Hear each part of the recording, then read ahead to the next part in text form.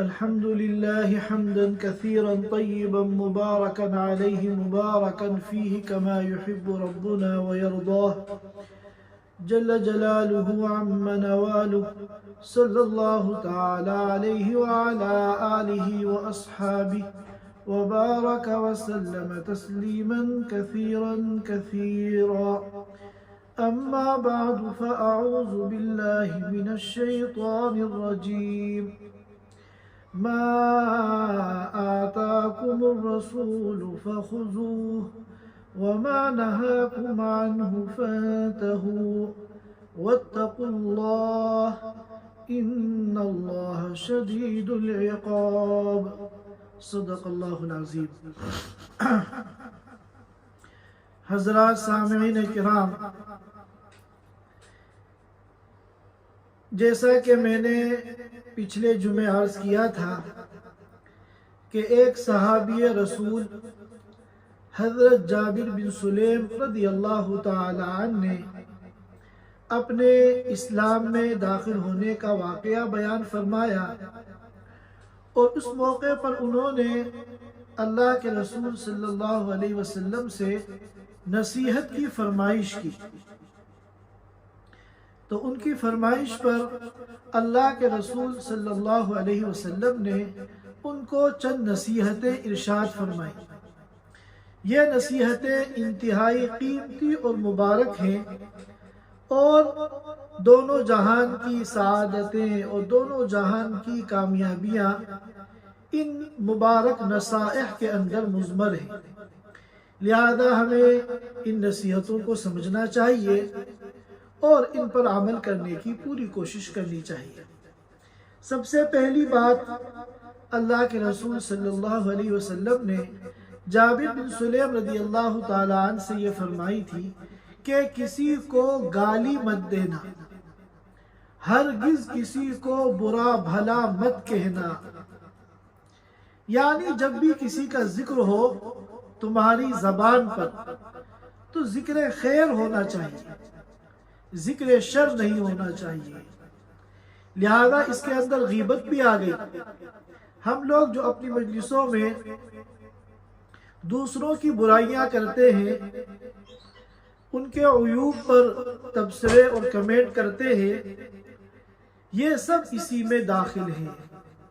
یاد رکھیے، غیبت میں چاہے آپ سچی بات کریں یا جھوٹی بات کریں، سب گناہ ہے. اگر جو عیب آپ بیان کر رہے ہیں کسی شخص کا، اگر وہ جھوٹا ہے، حقیقت میں وہ عیب اس کے اندر نہیں ہے، تو پھر یہ جھوٹ سے بھی تو یہ غیبت سے بھی ایک درجہ بڑھ کر بہتان ہے، اور بہتان کا جو گناہ ہے وہ غیبت سے بھی زیادہ ہے. اور اگر وہ عیب اور وہ کمی اور وہ نقص اور وہ برائی جو کسی کی ہماری مجلسوں میں بیان کی جا رہی ہے وہ واقعتاً اس کے اندر موجود ہے، یہ ایک حقیقت ہے اور سچائی ہے، تو بھی یہ غیبت ہے، اور غیبت حرام ہے، اور غیبت گناہ کبیرہ ہے.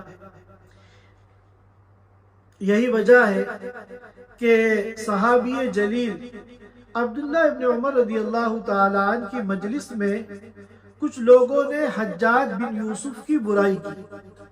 آپ حضرات جانتے ہیں حجاج بن یوسف تاریخ کا ایک انتہائی ظالم کردار ہے، جس نے ہزاروں لوگوں کو ناحق انتہائی بے دردی کے ساتھ قتل کیا، اور بڑے بڑے اللہ والوں کو اور تابعین کو اس نے اپنے ظلم کا نشانہ بنایا اور ان کا قتل کیا. اتنا بڑا مجرم کہ جس کے جرم کی تاریخ ہے اور تاریخ کے صفحات جس کے جرائم کی داستانوں سے بھرے ہوئے ہیں، اس شخص کی عبداللہ ابن عمر رضی اللہ تعالی عنہ کی مجلس میں غیبت ہو رہی ہے تو وہ ناراض ہو جاتے ہیں.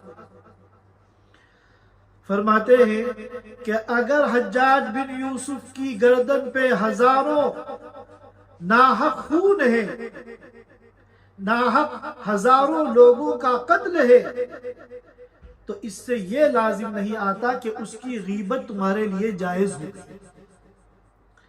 فرمایا اگر تم اس کی برائی کرو گے پیٹھ پیچھے اور اس کی غیبت کرو گے تو قیامت کے دن جہاں حجاج بن یوسف سے ان ناحق قتل کا اور ظلم اور سفاکیت کا حساب کتاب لیا جائے گا، وہیں تم سے بھی اس غیبت کا حساب کتاب لیا جائے گا۔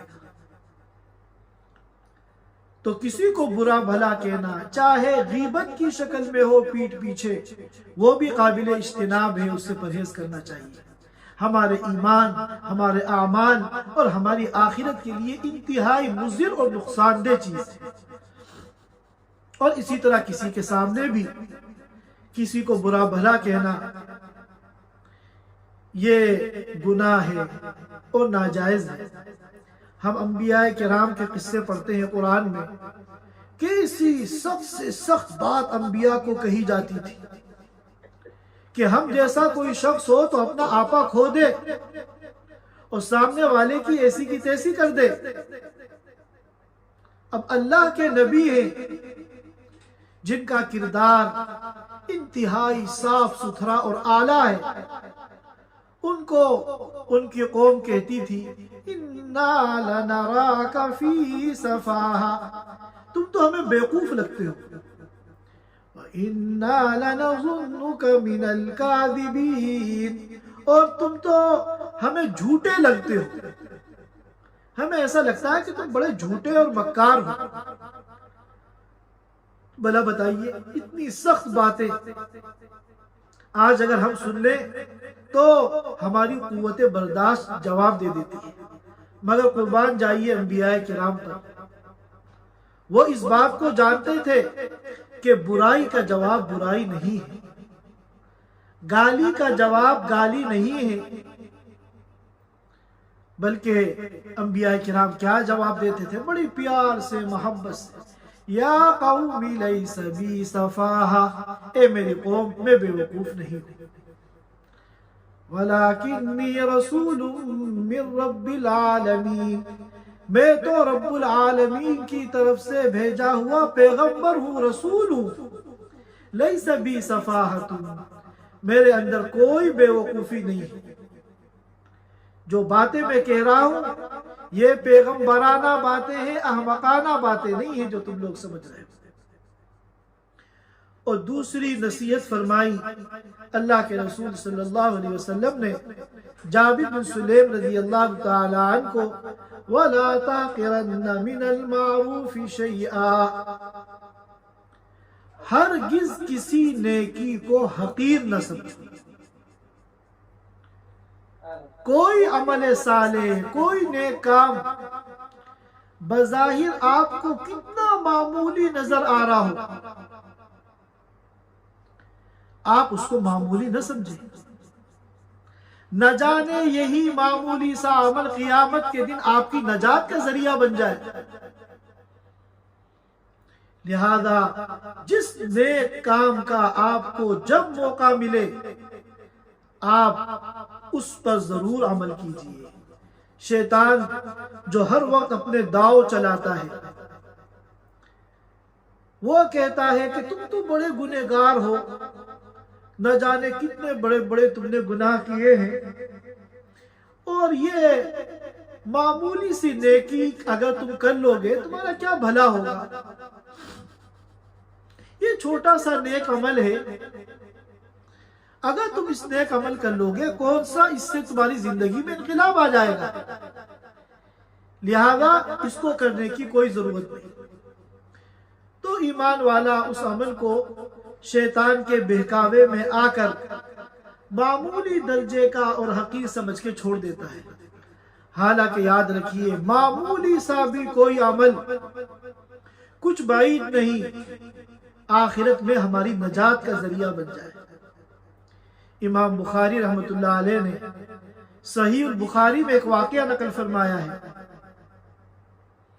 کہ ایک فاحشہ عورت تھی، فاحشہ عورت، بدکار، جس کی زندگی زنا کے اندر اور فحش کاموں کے اندر پوری زندگی گزر گئی۔ وہ راستے میں جا رہی تھی تو گزرتے ہوئے راستے میں اس نے ایک پیاسا، اس نے جو ہے ایک کتا دیکھا،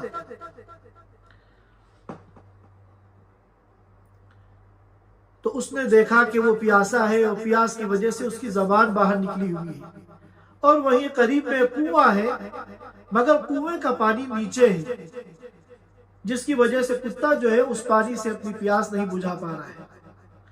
تو یہ فاحشہ عورت تھی، اس کے دل میں یہ خیال آیا کہ یہ جو کتا ہے یہ بھی تو اللہ کی مخلوق ہے، اور یہ پیاس سے پریشان ہے، زبان اس کی باہر لٹک رہی ہے اور پانی کی سطح نیچے ہے جس کو یہ پی نہیں سکتا، تو مجھے اس کی مدد کرنی چاہیے۔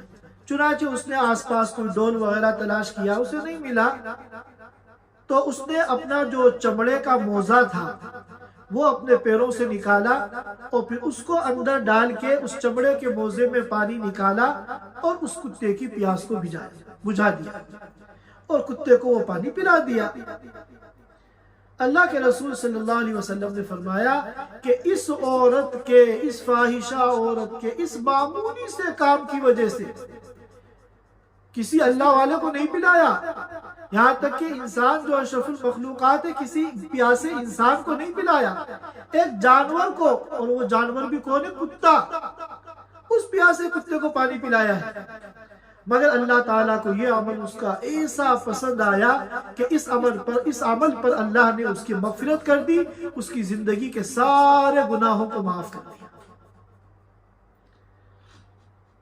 تو یاد رکھیے، بہت سے لوگ یہ سمجھ کر، اسی طرح اس کے مقابلے میں آتا ہے گناہ، کہ جس طرح کسی نیکی کو حقیر سمجھ کر چھوڑنا نہیں چاہیے، اسی طرح کسی گناہ کو چھوٹا سمجھ کر کرنا نہیں چاہیے، کیونکہ نیکی جو ہے وہ دوسری نیکیوں کو کھینچتی ہے۔ جب ایک نیک کام کریں گے آپ تو اور نیک کاموں کی توفیق ہوگی۔ اسی طرح گناہ چاہے بظاہر کتنا چھوٹا ہو، وہ دوسرے گناہوں کو کھینچتا ہے۔ ایک گناہ آپ کر لیں گے تو اور 10 گناہوں کے اندر آپ اس کی وجہ سے مبتلا ہوں گے۔ آج ہم لوگ یہ سوچتے ہیں ارے چھوٹا سا گناہ ہے، کر لیں، کیا حرج ہے، اللہ تعالیٰ معاف کر دیں گے، اللہ تعالیٰ غفور الرحیم ہے۔ تو یاد رکھیے، اس سوچ کو اللہ کے رسول صلی اللہ علیہ وسلم نے کنڈم فرمایا ہے۔ یہ بہت بڑی غلط فہمی ہے اور یہ حماقت ہے اور یہ بے وقوفی ہے کہ انسان گناہوں کو یہ سوچ کے کرتا رہے کہ اللہ غفور الرحیم ہے، اللہ تعالیٰ معاف کر دیں گے۔ حدیث پاک میں آتا ہے، ترمذی کے اندر روایت ہے، الکیس من دان نفسہ وعمل لما بعد الموت، عقل مند وہ ہے جو اپنے نفس کا محاسبہ کرے، اپنی زندگی کا ہر لمحہ وہ سوچ سمجھ کر گزارے، ہر اگلا قدم سوچ سمجھ کر آگے بڑھائے کہ میرا یہ اگلا قدم جنت کی طرف بڑھ رہا ہے یا جہنم کی طرف بڑھ رہا ہے، میری زندگی کا یہ قیمتی لمحہ اللہ کی عبادت میں لگ رہا ہے یا اللہ کی معصیت میں ضائع ہو رہا ہے۔ وَعَمِلَ لِمَا بَعْدَ الْمَوْتِ، اور آخرت کی، مرنے کے بعد جو زندگی ہے اس کی تیاری کرے، وہ عقل مند ہے۔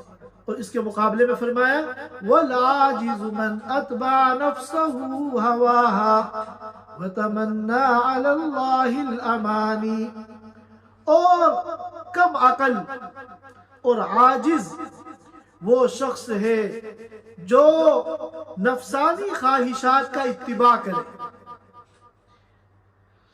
زندگی تو گزار دے خواہشات کی اتباع میں، وَتَمَنَّى عَلَى اللَّهِ الْأَمَانِي، اور اللہ تعالیٰ سے امیدیں قائم کر لے کہ وہ میری مغفرت کر دے گے۔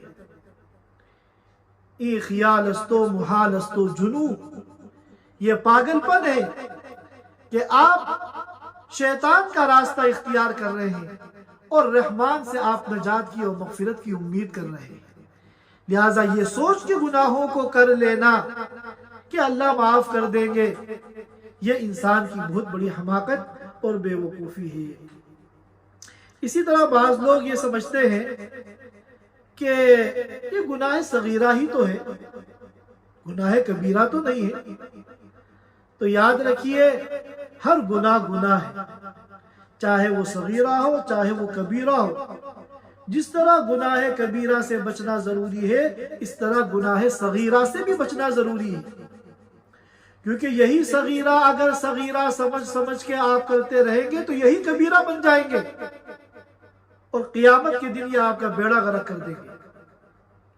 صغیرہ اور کبیرہ کی مثال تو اس طرح ہے کہ جیسے کوئی بہت بڑا سانپ ہے، اژدہا ہے، وہ گناہ کبیرہ ہے، اور چھوٹا سا کوئی سانپ ہے ایک بالش کا، وہ صغیرہ ہے۔ کیا آپ یہ سوچ کر کہ یہ تو چھوٹا سا سانپ ہے اس سے بے احتیاطی کر سکتے ہیں؟ یا اسی طرح گناہ صغیرہ اور کبیرہ کی مثال، ایک بہت بڑا آگ کا انگارہ ہے، وہ تو کبیرہ ہے، اور چھوٹی سی آگ کی چنگاری ہے، وہ صغیرہ ہے۔ تو کیا آپ اس چنگاری کو چھوٹا سمجھ کر اپنے کپڑوں کی الماری کے اندر رکھ سکتے ہیں؟ یہی جو چنگاری ہے نہ جانے کب شعلہ بن جائے اور آپ کا سارا مال تہس نہس ہو جائے۔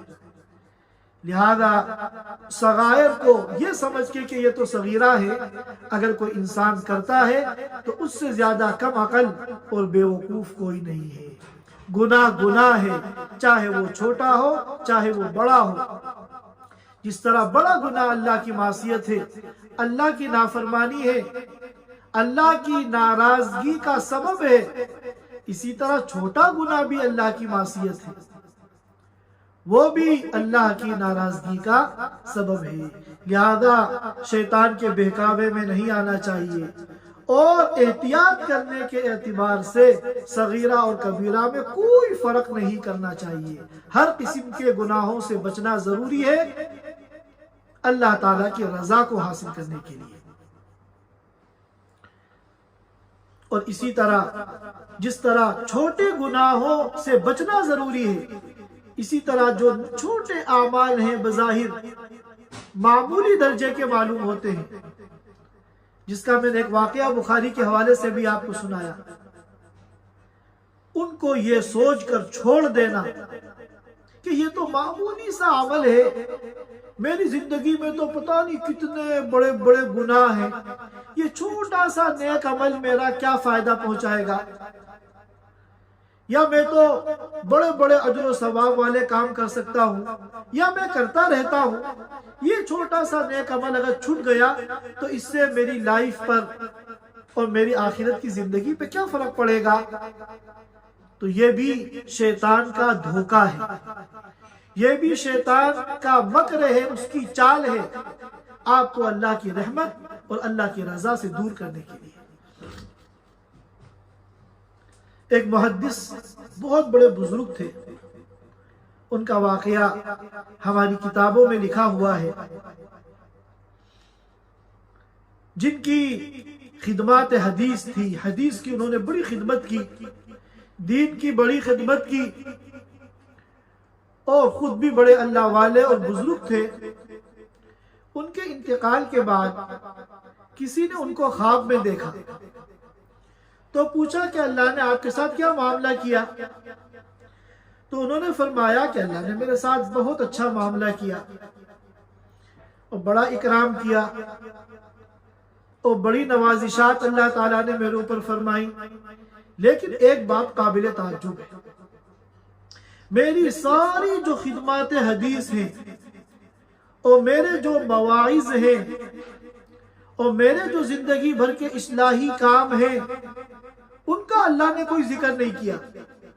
ذکر کیا تو ایک چھوٹے سے معمولی واقعے کا اللہ نے ذکر کیا کہ تمہارا یہ عمل ہمیں بہت پسند آیا۔ اور وہ عمل کیا تھا؟ ان بزرگ نے فرمایا کہ ایک مرتبہ میں حدیث لکھ رہا تھا اور میں نے حدیث لکھنے کے لیے اپنے قلم کو روشنائی کے اندر ڈبویا۔ پرانے زمانے میں آج کی طرح پین نہیں ہوتے تھے، بلکہ لکڑی کے قلم ہوتے تھے، اور انک جو ہے وہ ایک شیشی کے اندر ہوتی تھی۔ آج بھی جو خطاط ہوتے ہیں وہ اسی طرح لکھتے ہیں، تو وہ قلم کو اس میں ڈبو کر پھر لکھتے تھے۔ تو جب میں نے انک کے اندر اپنا قلم ڈبویا تو ایک پیاسی مکھی وہ قلم کی نوک پر آ کے بیٹھ گئی اور اس انک کو، اس لکوڈ کو چوسنے لگی۔ تو میں نے تھوڑی دیر کے لیے اپنا کام روک دیا کہ یہ بھی اللہ کی مخلوق ہے اور یہ پیاسی ہے، یہ جو انک ہے اس کی سیاہی سے اس کو جو ہے اس کی تشنگی بجھ رہی ہے، تو مجھے تھوڑا سا توقف کرنا چاہیے تاکہ اس کی پیاس بجھ جائے۔ چنانچہ 1-1.5 منٹ جتنی دیر بھی ہو سکا وہ اس انک کو چوستی رہی اور انہوں نے اس کے فارغ ہونے کا انتظار کیا، یہاں تک کہ جب وہ چوس کے فارغ ہو گئی اور چلی گئی تب انہوں نے لکھنا شروع کیا۔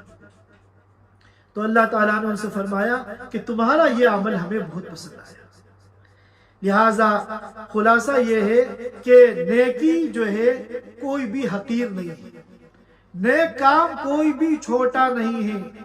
جس نیک کام کا آپ کو موقع ملے آپ اس پر ضرور عمل کریں، کیا بعید ہے کہ یہی نیک کام آخرت میں ہماری نجات کا ذریعہ بن جائے۔ اور تیسری نصیحت فرمائی اللہ کے رسول صلی اللہ علیہ وسلم نے جابر بن سلیم رضی اللہ تعالیٰ عنہ کو فرمایا وَأَن تُكَلِّمَ أَخَاكَ وَأَنْتَ مُنبَسِطٌ إِلَيْهِ وَجْهُكَ إِنَّ ذَلِكَ مِنَ الْمَعْرُوفِ، کہ تمہارا اپنے کسی بھائی سے اس طرح ملاقات کرنا کہ تمہارے چہرے پہ بشاشت ہو، مسکراہٹ ہو، خوش دلی کا اظہار ہو، ان ذالک من المعروف، یہ بھی نیک کام ہے۔ ہم لوگوں نے مال کے بخیل اور مال کے کنجوس تو بہت سنے ہیں، لیکن بہت سے لوگ مسکراہٹ کے کنجوس ہوتے ہیں۔ ان کا جو بخل ہوتا ہے وہ مسکراہٹ کے اندر ہوتا ہے۔ وہ ملاقات کے دوران ان کے چہرے پہ کوئی تأثر نہیں، کوئی خوشی کا تأثر نہیں، چہرے پہ وہی سختی ہے، کوئی مسکراہٹ نہیں۔ سامنے والا بھی پچھتانے لگتا ہے کہ پتہ نہیں میں نے ان سے ملاقات کر کے شاید ان کو تکلیف پہنچا دی۔ تو یاد رکھیے یہ کوئی معمولی بات نہیں ہے۔ بعض نیک لوگوں کو ہم نے دیکھا اور بزرگوں کا تو سبھی کا یہ شیوا رہا ہے کہ جب بھی کسی سے ملتے مسکرا کے ملتے، بشاشت کے ساتھ ملتے، ایسا لگتا کہ مل کے ان کا دل خوش ہو رہا ہے۔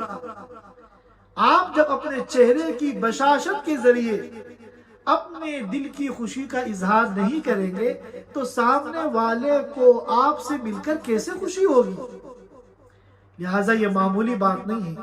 آپ جس سے بھی ملاقات کریں، چاہے وہ بڑا ہو یا چھوٹا، چاہے وہ اپنا ہو یا پرایا، چاہے وہ خوبصورت ہو یا بدصورت، چاہے وہ آپ کا رشتہ دار ہو یا آپ کا دوست، جس سے بھی آپ ملاقات کریں مسکرا کر ملاقات کرنا، بشاشت وجہ کے ساتھ ملاقات کرنا، خوش دلی کے ساتھ ملاقات کرنا، یہ عبادت ہے اور یہ نیکی ہے اور اس پر اجر و ثواب قیامت کے دن ملے گا۔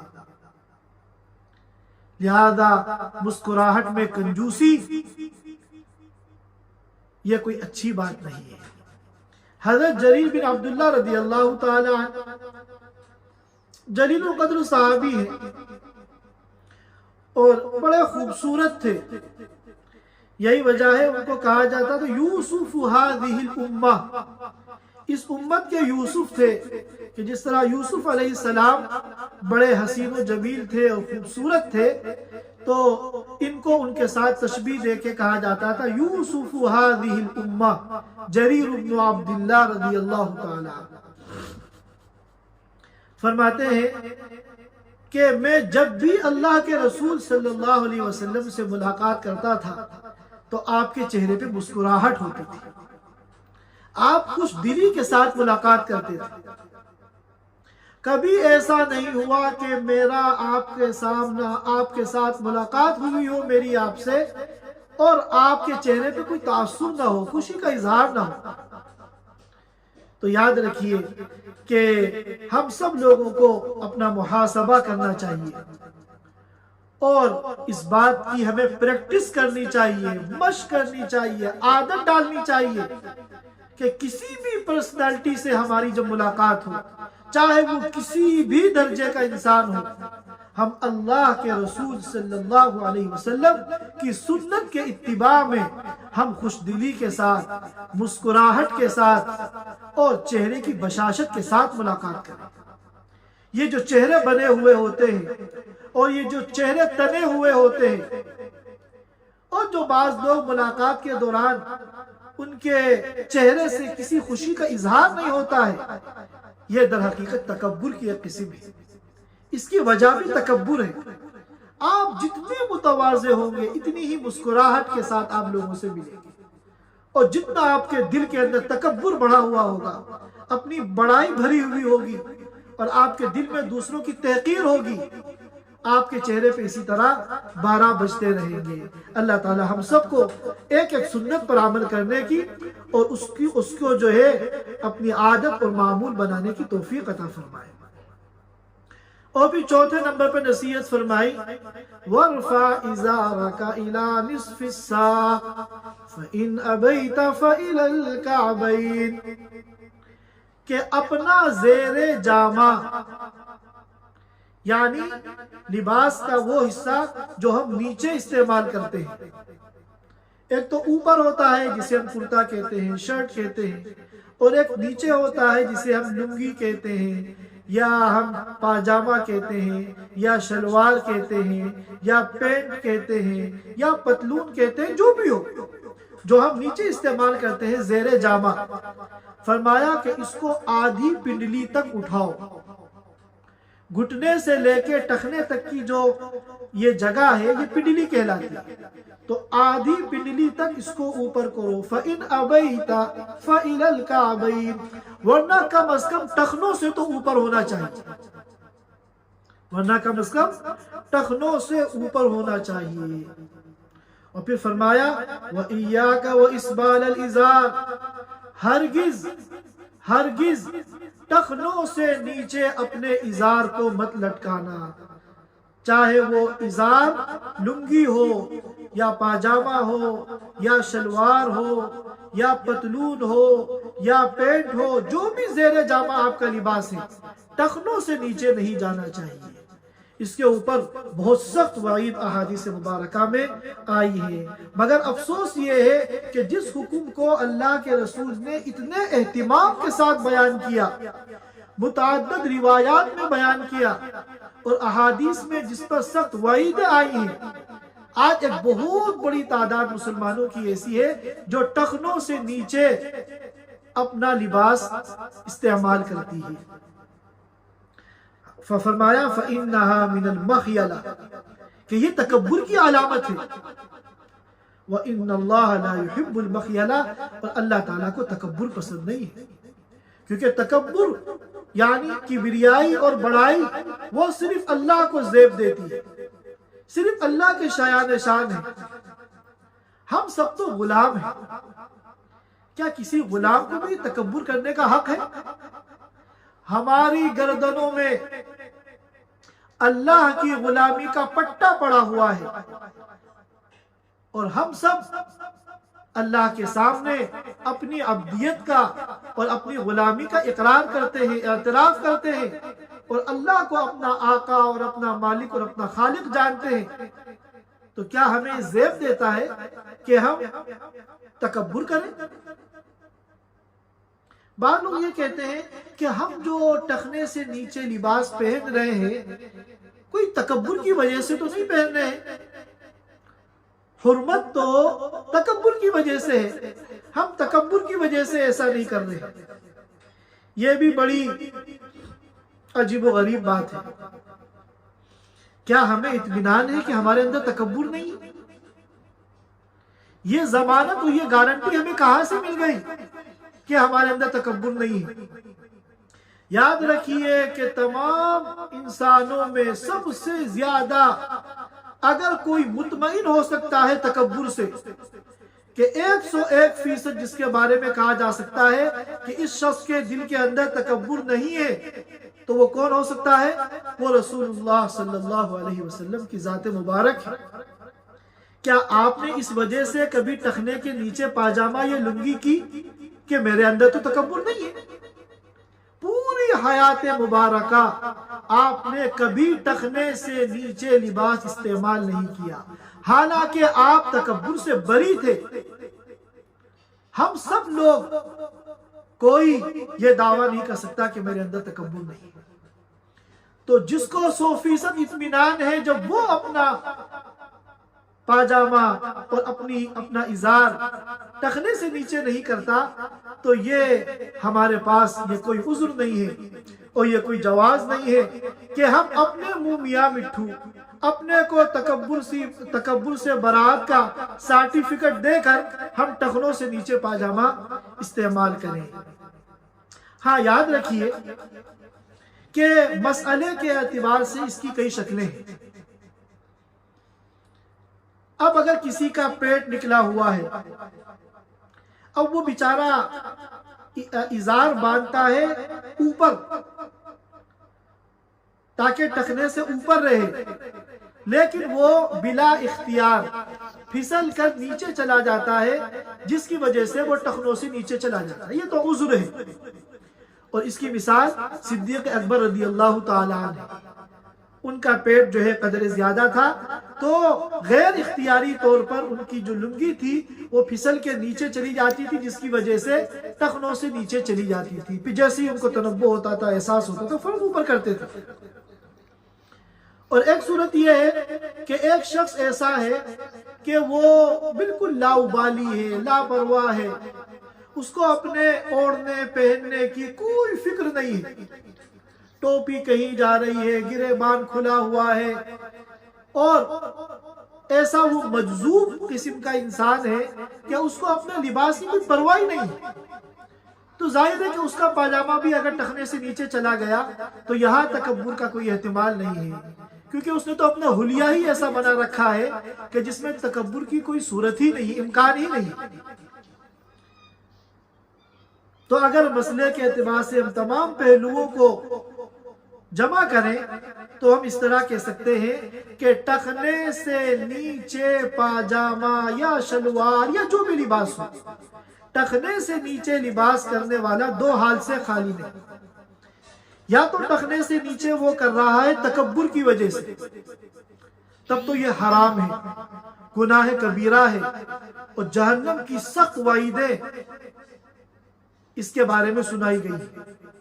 اور اگر وہ تکبر کی وجہ سے نہیں ہے اس کا لباس ٹخنے سے نیچے، تو دو حال سے خالی نہیں. یا تو عذر ہوگا یا عذر نہیں ہوگا.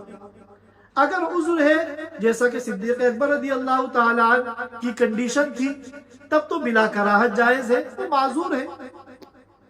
اور اگر عذر نہیں ہے تو دو حال سے خالی نہیں. اگر عذر نہیں ہے تو پھر یہ مکروہ ضرور ہے، کیونکہ یہ لاؤبالی ہے اور یہ مجذوب ہے، اس کو اپنی کسی چیز کی کوئی پرواہ نہیں ہے، فکر نہیں ہے. بعض پرسنالٹی معاشرے میں ایسی ہوتی ہے کہ بالکل اول جلول بنے پھرتے ہیں، تو ان کے لیے بھی کم از کم مکروہ تنزیہی ضرور ہے. اب ٹخنے سے نیچے پاجامہ کرنے والا ہر شخص اپنا محاسبہ کر لے. یا تو وہ یہ سمجھ لے کہ میں اول جلول ہوں، مجذوب ہوں، اور میرا حال جو ہے بالکل لاؤبالی پن والا ہے، مجھے اپنی کسی چیز کی کوئی پرواہ نہیں. تب بھی اگر ٹخنے سے نیچے اس کا پاجامہ ہے تو کراہت سے خالی نہیں. اور اگر عذر ہے، پیٹ نکلا ہوا ہے، بار بار اپنی لنگی کو اوپر کرتا ہے مگر پھر کھسک جاتی ہے، تو یہ عذر ہے اور عذر کے اوپر کوئی پکڑ نہیں. اور اگر یہ دونوں باتیں نہیں ہیں تو پھر یہ تیسری بات ہے بڑائی. یہ اپنے کو ماڈرن سمجھ رہا ہے، یہ ٹخنے سے اوپر پاجامے کرنے کو اپنی شان کے خلاف سمجھ رہا ہے، تو یہ حرام ہے اور گناہ کبیرہ ہے، جس کو اللہ کے رسول صلی اللہ علیہ وسلم نے فرمایا فَإِنَّهَا مِنَ الْمَخْيَلَةِ، یہ تکبر ہے. اور یاد رکھو وَإِنَّ اللَّهَ لَا يُحِبُّ الْمَخْيَلَةِ، اللہ تعالیٰ کو تکبر پسند نہیں ہے. اور پھر آخری نصیحت فرمائی وَإِنِ امْرُؤٌ شَتَمَكَ أَوْ عَيَّرَكَ بِمَا يَعْلَمُ فِيكَ فلا تعیرہ بما تعلم فیہ، اگر کسی موقع پر کسی مجلس میں کوئی تمہیں برا بھلا کہتا ہے یا تمہارے کسی عیب کو وہ جانتا ہے اور اس کی بنیاد پر وہ تمہیں عار دلاتا ہے، شرم دلاتا ہے، طنز کرتا ہے، ذلیل کرتا ہے، اور تم بھی اس کا کوئی عیب جانتے ہو، تو تم اس موقع پر صبر کا پہاڑ بن جاؤ. تم اس کے عیب کی بنیاد پر اس کو عار مت دلاؤ، تم اس کے اوپر کوئی طنز نہ کرو، تم اس کے طنز کا کوئی جواب مت دو. برائی کا جواب برائی نہیں ہے. ادفع باللتی ہی احسن، ہمارا دین اور ہمارے پیارے نبی صلی اللہ علیہ وسلم ہمیں تو یہ سکھاتے ہیں کہ پتھر کا جواب پھول سے دو، گالی کا جواب دعا سے دو. ترکی بترکی جواب دینا، جیسے کو تیسا، یہ ہمارے دین نے ہمیں سکھایا ہی نہیں. لہذا یہاں بھی اس موقع پر اللہ کے رسول صلی اللہ علیہ وسلم فرمایا کہ تمہیں بھی اگر اس کے کچھ کمزور پوائنٹ معلوم ہے اور تم بھی اس کو ترکی بترکی جواب دے سکتے ہو اور تم بھی اس کو عار دلا سکتے ہو، اس پہ طنز کر سکتے ہو، تو تم یہ کام نہ کرنا. فَإِنَّمَا وَبَالُ ذَلِكَ عَلَيْكَ، اگر تم نے صبر کر لیا، خاموشی اختیار کر لی، جواب دینے سے رک گئے، تو اس کا جو وبال ہوگا، گناہ ہوگا، بربادی ہوگی، وہ اس کے اوپر آئے گی، تمہارے اوپر نہیں آئے گی.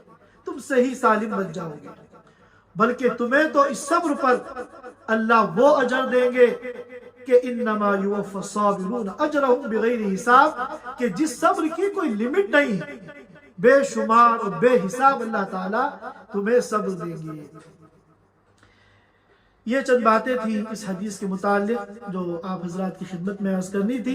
اللہ تعالیٰ ہم سب کو کہنے سننے سے زیادہ ان مبارک باتوں پر عمل کرنے کی اور اپنے گھر والوں کو یہ باتیں بتانے کی اور سکھانے کی اور پوری امت کو بلکہ پوری انسانیت کو اس کی طرف بلانے کی توفیق عطا فرمائے.